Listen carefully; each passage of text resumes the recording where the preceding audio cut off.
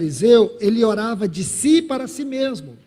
Jesus coloca algo que precisa ser destacado aqui, e com muito cuidado, porque muitas das nossas orações, quando a nossa oração não está no fundamento correto, é uma oração, ela pode ter conteúdo, veja quantas coisas que existem nessa oração e que Jesus aprova. Jesus não está reprovando nada do que esse homem diz, o que Jesus está reprovando é o homem. A sua oração, se você for olhar na essência, ela não está errada. Quem está o errado é ele, não é a oração. É isso que precisamos entender. Olhe bem o que ele coloca. Ele diz assim: ó Deus, graças te dou. Está errado? Não está. Não sou como os demais homens. Começou a ficar errado, porque ele já começou a colocar ele. É ele que está errado. A maneira como ele se coloca.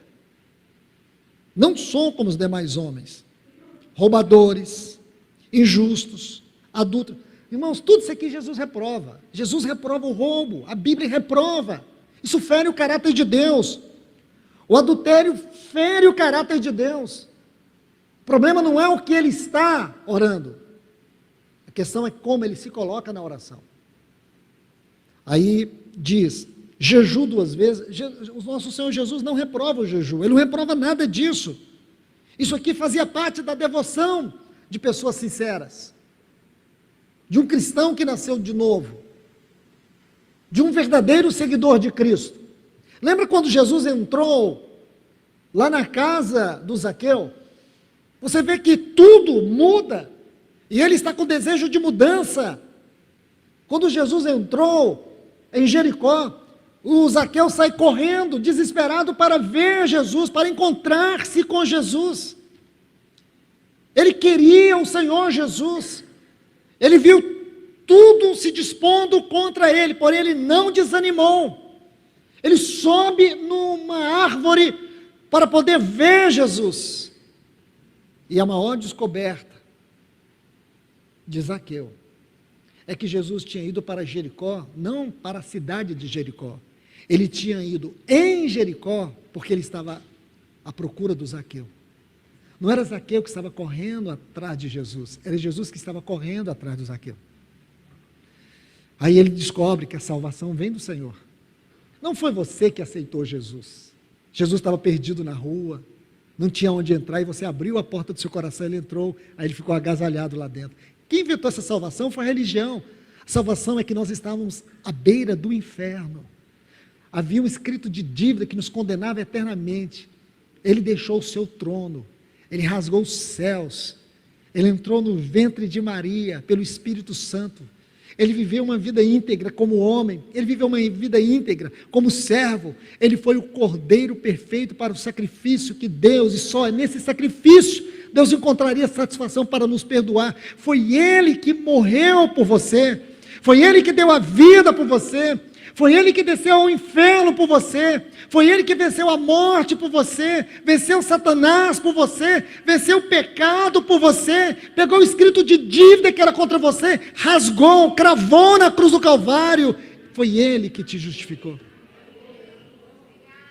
Imagine a explosão do coração de Zaqueu quando ele olhava no meio da multidão. Não sei se ele estava vendo Jesus, mas uma coisa eu sei: Jesus estava vendo ele. Ele estava olhando naquela multidão. Cadê Jesus? Jesus para e disse: Zaqueu. Que coisa, irmãos. Zaqueu podia imaginar tudo, mas nunca que o Senhor sabia o seu nome. Era como se o Senhor estivesse dizendo: eu vim aqui só por você. E o que o Zaqueu disse? Tudo isso aqui. Se eu enganei alguém, eu quero restituir, porque ele era esse tipo de publicano. Então, meus irmãos, eu quero te dizer algo. Aqui está um publicano, e aqui está um religioso. Aí o Senhor Jesus disse que esta parábola, ela é destinada para aqueles que confiavam em si mesmos, para aqueles que se consideravam justos, desprezavam os outros. Aí diz que este homem, ele orava de si para si mesmo.